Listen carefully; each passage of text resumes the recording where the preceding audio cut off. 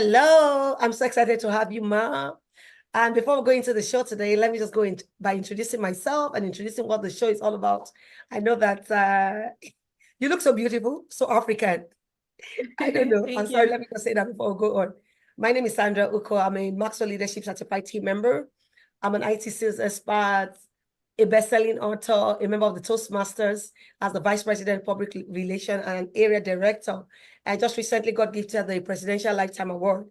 I'm excited to have our guest here, Andrea, one of my senior prayer Jim. She's here today to tell us our experience in our business, what led her to pursuing her passion, what led her to doing what she's doing presently. And today, Money Matters, it's a movement where we talk about financial literacy, financial education, financial planning, financial discipline, everything to do with finance, because we're not called to beg, but we're called to be givers, sponsors, we're called to be a blessing to our world. And so beyond that, we talk about savings, we talk about what you can do with your savings, putting it in investment vehicles that can work for you. We'll talk about businesses you can do in the 21st century. We'll talk about life insurance, health insurance. We'll talk about how do you get your business and your services to the people who need them, because you could have the best of service if you don't know how to take it to people who need them. Then you have all men, most, will I say, it's as good as not having anything. So we want to learn how to get our businesses to those who need them, by solving problems. Say if you solve big problem, you have big money. If you solve small problem, you have small money. So we want to be able to solve big problems, creating things, and, making a mark in the sand of times. And so today, Money Matters, I have a great guest, Andrea. She'll be introducing herself and telling us what she's been up to and how the Lord has helped her thus far. Hey, the floor is all yours, ma'am. Thank you so much, Sandra. Thank you so much for having me here as a guest this morning. I'm so excited to be This here. evening, it's an evening. Evening. Sorry. All right, so my name is Andrea. Okay, so I have two businesses. I have a spice business called Amber Spices, and I have a consulting business called Case and Research Consultants. And one of the things that we do is that we use data to help you answer really complex questions that you could have in your business or in your community. And so we really focus, one of the things that drive Case and Research is really trying to understand how we can improve the lives of everyone. And so before I go all into all of that, I just want to give a little bit of background on why. Sandra asked me a question. She said, why did you start? Like, why did you get into all of this? And one of the things that I would say is that when I was wrapping up my PhD, I was pregnant with my son. And so at that time, I went on the job market and I started searching for jobs, and I would get like some jobs and they're like, oh, you need to start now or to start then. And I was like, I wasn't really ready to start because I graduated in May and I had my son in July. So by the time I was on the market, I was quite heavy. And so I started thinking and praying about it. And I was like, what exactly am I supposed to be doing with myself? I know that we all have this belief that you go to school, you get a job, and that is how it goes. Or you go to school as an academic and you have to come out and go find a job in a university. But then I started asking myself all these questions about, like, really, what do I want to spend my time doing? There was a book I read, I can't remember the book, but the author said something. He said he always asks himself a question that if what he's doing now, if he drops dead right now, will he be okay knowing that that's what he died doing? And I said, okay, I don't want to waste 1 minute. I don't want to waste my time going around in circles. I want to really go back and dig deep.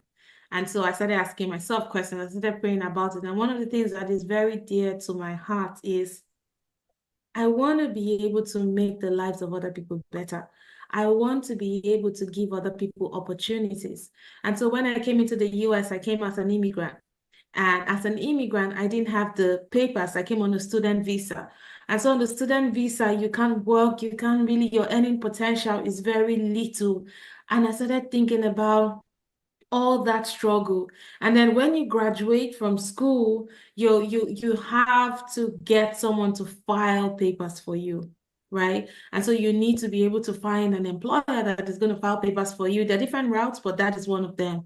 And so I started saying, what if I grow myself to be someone that is able to do that? What if I grow myself to be someone that is able to employ other people? What if I see myself as an employer of labor, not an employee? What if I see myself as someone who can change things rather than someone waiting for other people to change it for them? And I said, you know what? I had to take a step back and think about what I want to do. I said, okay, I'm going to go and I'm going to start a business. No matter how small it is, I'm going to start the business and I'm going to build it from the ground up. I looked at a lot of the consulting companies that I really admire, Deloitte, McKinsey, all of them. And I said, this started with one man or a group of people or a woman. It started with someone. And I like, one of the things we say in Nigeria is that you don't have two heads. People don't have two heads, right? If one person can do it, another person Others can can do it do. as well. And so I said, you know what? I'm going to go back and really build it one brick at a time. And so I started Kaizen research. And as I started that, another thing that was a big passion for me also was I love cooking, but more than cooking, I love to create. I think about myself. If someone asked me, like, if you're going to describe yourself, what are the words you would use? One of the words I would always use or adjectives is I am creative. I know that, right? And so I would spend time in the kitchen tinkering with spices, mixing combination, testing out their chemical properties. Or if I pour this in like a hot oil, what's gonna happen? What type of aroma is it gonna give? And all of that. I said, you know what? This is a business right there. And so I started Ember Spices as well. And I started running them concurrently. I would always tell people that Kaizen is my 9 to 5 job, even though that's my business. And Ember Spices is my after hours business. And so I would start like that. And that was how I started going with all of that. I don't know if that answered your question. Awesome. Were there a time that business was very slow and you thought of throwing in the tower? And like, Yes. God, am I really, really called to do this? Yes. Yes. There have been seasons where it's been incredibly hard. I'm going to use the Ember Spices as an example. When I first started, there was like a lot of demand, and at that time I was a bit freer. But afterwards, it became much more complex for me to be able to run Ember Spices and meet up with all my other obligations. And because I couldn't pour a lot of my time into it, I noticed that it was, and it's a young business, right? So it hadn't grown to a place where it could take flight by itself. It still needed my input. Yeah. And so one of the things that I struggled with in that period was that I wasn't like making a lot of money from it. And so I had to sit back and I was like, you know what? I need to figure out how to employ other people, how to create a system where this business can stand outside of myself. Yeah. And so one of the things I did was that I stopped production in the US and I went back to Nigeria and I got a factory and I got people, a manager, and then some staff who run Ember Spices from Nigeria. And that way, because I knew that I didn't have the time to pour into it and I didn't want to let it die, I knew that I needed to hire other people to run with it while I'll be behind the scenes. And so being able to do that as a business person is very important. If you are not able to give your business the attention that it needs, you would need to figure out a system where that business can keep on like striving, it can keep on growing. And so now Ember Spices is picking up back and it is growing because I knew that, okay, I was being like a lead. I was stifling its growth because I was unavailable for it. Awesome.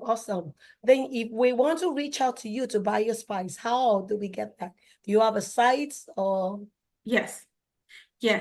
Oh, that's awesome. Yes. So we'd love you to share with us so that we can also, patronize you, at least reach out to you, try it out, and also be a referrer. Yes. Okay, that would be great. I'll share this. So it's www.emberspices.com. I'll share with you and you can I'll so you share can with check it out as well. Yes. That's a great one. But your consulting business, how's it been going? How's it been? So my consulting business has been going great. There are seasons as well where it has been a bit slow. When I first started, one of the major issues I had was finding the clients. being able to sell myself, being able to speak about what it is that we do. So I had those few months in the beginning where I was kind of struggling with, like, one of them I would say is like the imposter syndrome, where you're kind of struggling with, okay, how do you go into this room and accept yourself that, hey, I can do this? And then also, how do you get the clients? How do you advertise yourself? How do you push? How do you drive all of that? And so that was one of the biggest struggles I had, where I can have conversations with people, but I'll never tell them or never maybe advertise my business as much as I should. And someone told me something the other day, and it was like, no one can be passionate about something if they don't see your own passion. Like, no one is going to come from outside and be more passionate about your No. business It's your than you. dream. Yes, it's your passion. You must drive it. Yes, you have to be able to carry it, you have to embody it at all times. It's not something you drop at the side and then maybe pick up something else. You have to always embody it. And so advertisement was one of the things that was hard for me. Advertising, marketing were usually very hard for me. But I believe I'm doing much better with them. It's still a work in progress, but I'm doing much better with advertising what we do. And I will also say that one of the things that has also really helped Kaizen is the name of my consulting business. One of the things that's really helped us is referrals. Like when we do work for people, they're like, hey, we need you to meet this lady. We need you to meet this business. This is what they do. They helped us do XYZ.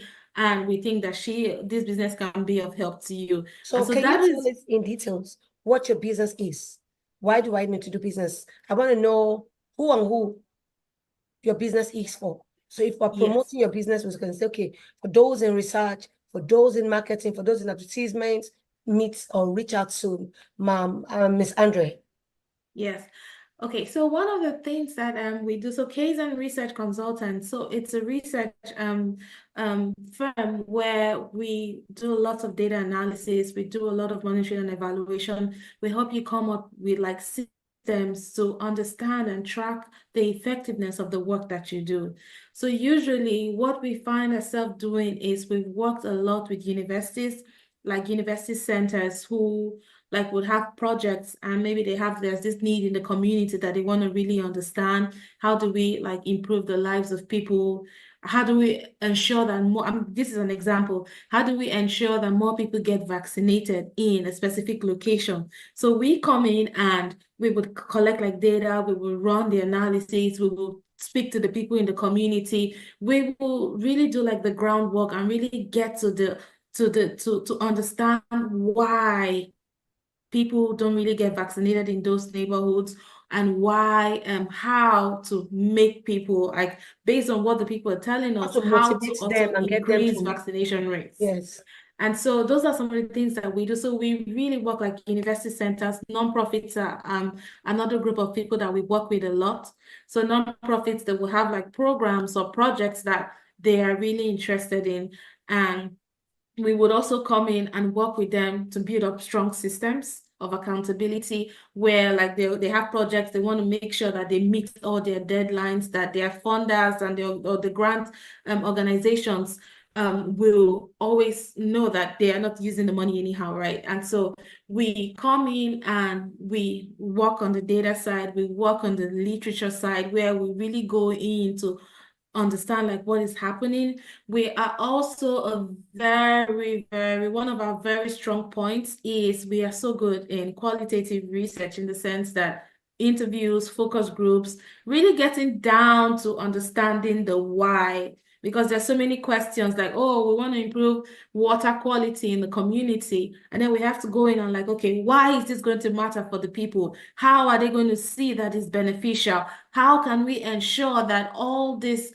like the water that will be produced in this community, will be used to help the needs of the people? And so those are a few examples of the kind of work that we do. So Awesome. we really help you understand why, how, the what. We bring all of that together.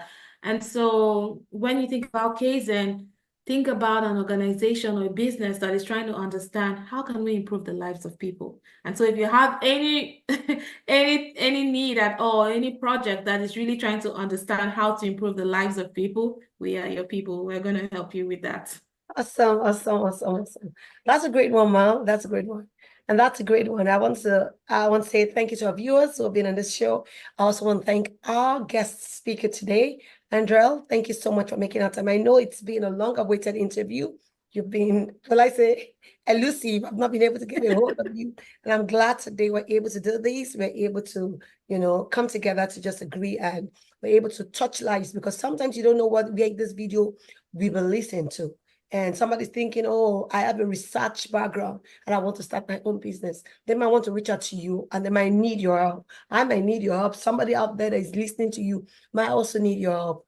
I want to say thank you. I also want to thank our viewers. It is said that a leader is one who knows it, does it, and shares it with others. So if this has been a blessing to you, please help in sharing, giving a thumbs up, liking it, put your comments, and help us to share it so that we can reach more people. And so that whenever we're online, you can get updates from us. Thank you so much, Andrea, and thank you again, our viewers. Bye, and have a blessed evening. But before we say that, I want to ask, what's your last statement for anyone who wants to begin or start a business? What should be the first thing a person should do, just like you did? I would say move with faith. I would say put God in everything. Really, you cannot really do it in your own power, because business is going to drain you. It's going to drag you. There are going to be tough times. There's going to be a lot of days where you want to give up on it, but you always have to see the big picture, have strong faith, see the big picture, understand why you started. When you have a strong reason for starting, you can always go back to center. You can always realign yourself back to the why. So have strong faith and have a purpose and work from there. Thank you so much. Thank you, thank you, thank you, thank you.